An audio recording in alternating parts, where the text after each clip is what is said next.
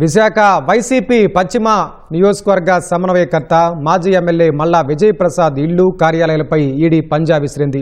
విశాఖపట్నం, హైదరాబాద్లోని ఆయన నివాసాలు, కార్యాలయాల్లో 5 చోట్ల ఏకకాలంలో దాడి చేసింది.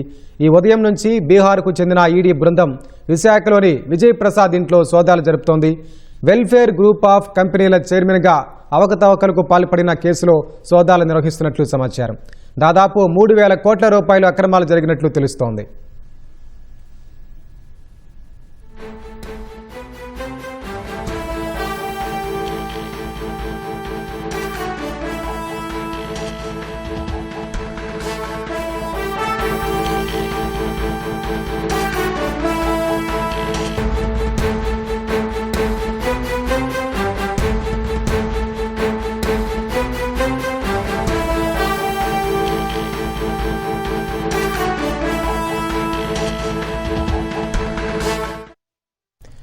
ఇక ఇదే అంశానికి సంబంధించిన మరింత సమాచారం మా ప్రతినిధి ఆదిత్య పవన్ అడిగి తెలుసుకుందాం.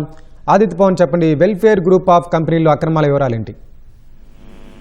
మాజీ శాసనసభ్యుడు, ప్రస్తుతం విశాఖపట్నం వైసీపీ సమన్వయకర్తగా వ్యవహరిస్తున్నటువంటి మల్ల విజయ్ ప్రసాద్ నివాసం సితమదారులో ఉంది. నివాసం మీద ఈడీ అధికారులు సోదాలు నిర్వహిస్తున్నారు. ప్రధానంగా బీహార్ మరియు ఒరిస్సా చెందినటువంటి ఈడీ సంబంధించిన కేసుల నమోదు మీద ఈ సోదాలు నిర్వహిస్తున్నారు.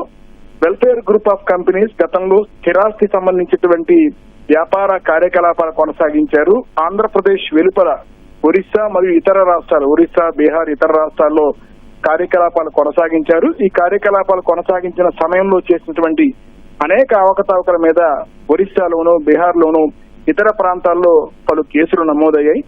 ఆ నమోదైనటువంటి కేసులని ప్రధానంగా చేసుకుని ఈడీ అధికారులు ఈ సోదాలు నిర్వహిస్తున్నారు. ప్రస్తుతం ఈడీ అధికారులు సీతమ్మదారిలోని మల్ల విజయ్ ప్రసాద్ నివాసంలో సోదాలు నిర్వహిస్తున్నారు.